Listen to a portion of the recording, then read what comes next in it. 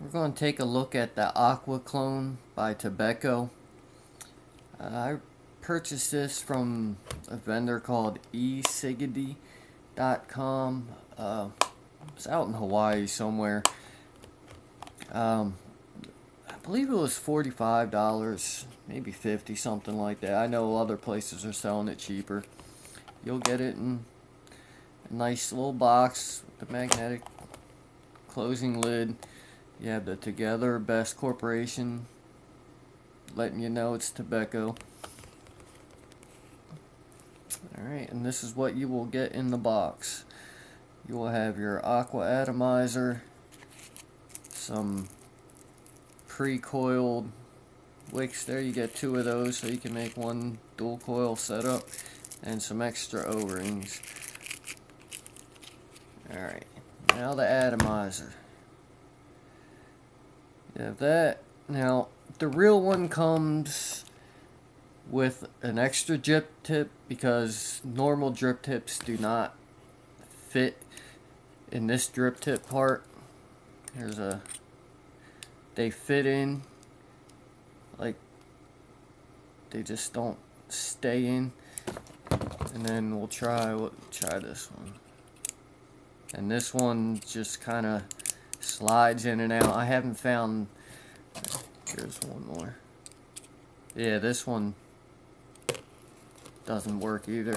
So I haven't had any luck finding any drip tips that fit with this. I even have a couple that have the little like plastic adapter piece on them, and they don't seem to work either.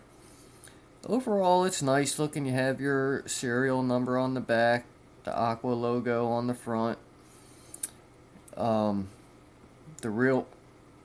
Not the real one, but this is supposed to have a functioning juice control by really twisting this, but that never works, especially once it gets juice on it. It does not spin, and it's with the tobeco version, that's actually a good thing. Hopefully if I can get it to spin, I'll show you why in a minute. Your airflow control is, you can see 2 little holes there. Hopefully you actually turn the tank to open up your airflow control. And this thing doesn't, even at its most wide open, it's still not super airy. It is airy. You can get a lung inhale if you try, but if you're doing that, you're still going to feel a little resistance. But with this, you do get a wider open draw with this than you would from a K-Fun, and because of that, the amount of vapor this thing can produce is impressive. Now the juice control, I can't even seem to get it to unloosen right now, but if you actually unloosen the juice control, sometimes when you try to open this up, the juice control will loosen out. And if I found that when it does open up, if you don't have the juice control all the way tightened down, this entire top section wobbles, and you can feel it. Every time you put it to your mouth, this whole section just wobbles around freely. So I found having the juice control closed all the time allowed me to open this tank up with no issue, no wobble at all. And the way I have it set up, it works great, and I don't have to mess with the juice control at all. No flooding, no actually, I do get a little bit of gurgling, not because of flooding, I guess just because of the buildup of condensation, and I'll show you why in a second. Here's the part that comes off to go if you want to use it in hybrid mode. But again, Tobeco did not include the extra pin to use in hybrid mode, because this is supposed to be removed, and there's supposed to be a little flat pin that goes there so you can make contact with your battery. Now you can still use it just like this. I haven't seen any issue with it. I don't know if you have to worry about any juice finding its way down in there. I don't believe so, but be aware that it does not come with that pin. Now I did find a pin that does work with it, and this is the Chi clone's telescopic pin right here. And actually I took this one off of one of my AOS tanks that I don't use. And that'll just screw in no problem.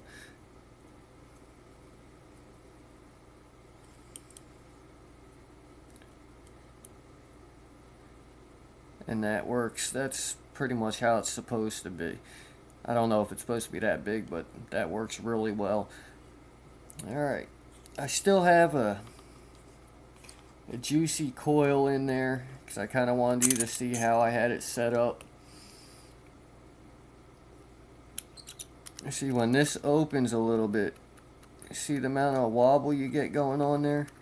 That it just, once you get towards the end, the threading, it gets a nice sturdy grip on the threads, but anything more than that right there, and it feels like at any moment it could just be pulled right off.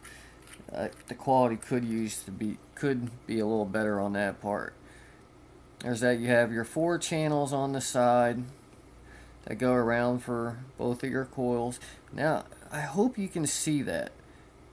I don't have, I use cotton in this build as well, and I don't have it coming all the way through. When I built it, I did run it down there and I cut it off flush, but I kind of made sure I pulled some back before I got the juice control screwed all the way on.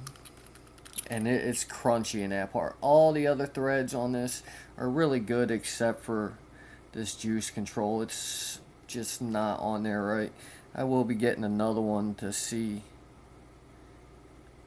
if it's just mine. And this does come pre-built, but I pulled them out. While they did look nice, the coils looked fine.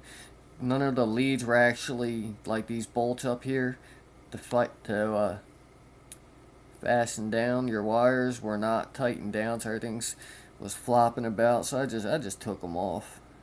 And I have I have a little bit more cotton than I'd like, but it seemed to help with the slight gurgling I was getting with this, because as you can see, hopefully you can see, there you go, those air holes are not raised. They're just flat with the deck, so any condensation up in there is just gonna cover that hole a little bit.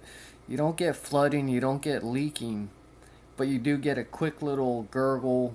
If you just take one quick puff, like a quick drag without hitting the button, it'll clear that. It's just a little bit of condensation that sits over that. It doesn't seem to affect the performance at all. But I actually thinned out what I ran down the channels. And again, I didn't run it all the way out to the side. I found when I did that and having the juice control all the way closed, I wasn't getting completely dry, burnt hits, but it seemed like to the point where it was just about to dry out. So I just pulled some of it back, left it like that, and not had a single wicking issue at all. It's just been working great. This is not, oh, if you can see how high I have my coils on there, I don't know, I did try lower, and I'm gonna try more builds in this, and it could just be the way I had it set up. But when I had it closer to the air holes, I found after 2 or 3 vapes, the entire tank was just too hot to even try to vape. This thing gets hot. Even like this, it gets hot, but it seemed after raising the coils up a little bit, it helped. I don't know, I was able to get 5 or 6 vapes in a row without this getting extremely hot, and it still doesn't get that almost burning hot that it got when the coils were much lower. If you can get past, again, I don't know if they're all going to have this problem. If they don't have this problem with the juice control, this is an easy 10. It really is. It's a beautiful little tank. I only get 2 mil at most in this tank, but the vape quality, the flavor, get a really nice, dense, moist vape, and the flavor's extremely good. Again, I was impressed with the flavor of the tobeco squape clone, and the flavor on this is just as good, if not better.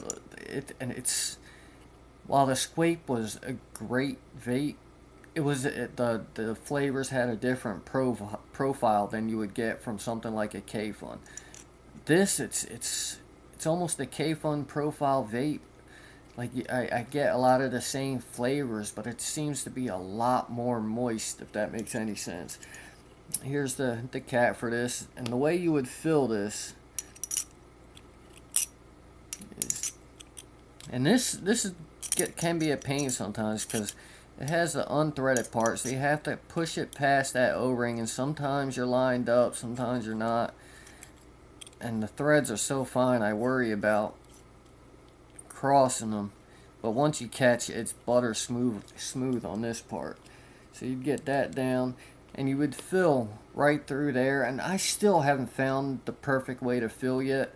I've been leaving the air control open. I have tried doing it with the air control closed, but once I wouldn't even, there was so much pressure built up that it wasn't even letting me to catch threads, and the second I would catch a thread, it would push juice out around here, and I was getting bad leaking.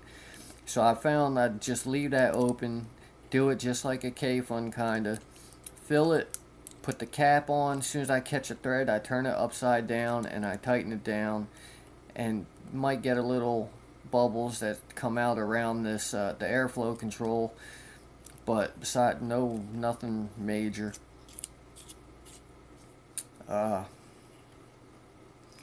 What else can I show you? Alright, that fits in there, and again, I have not had any luck being able to turn the drip tip to control the juice control, which actually is working in my benefit because I don't want to turn that juice control anymore. But be aware that sometimes when you turn this, that juice control is going to turn. There's not much you can do about that. I tried putting juice around the O-rings up there, and sometimes no issue, you can turn away, and then all of a sudden it'll decide to turn when you open the control that time. So just be on the lookout, make sure everything's secure, and with that all the way down, there's no issue with wobbling. Now this will thread. I don't have the stainless origin clone, but I do have the brass one, and this does thread onto the brass clone with no issue. Hopefully I'll get a video up on that origin brass clone sometime soon.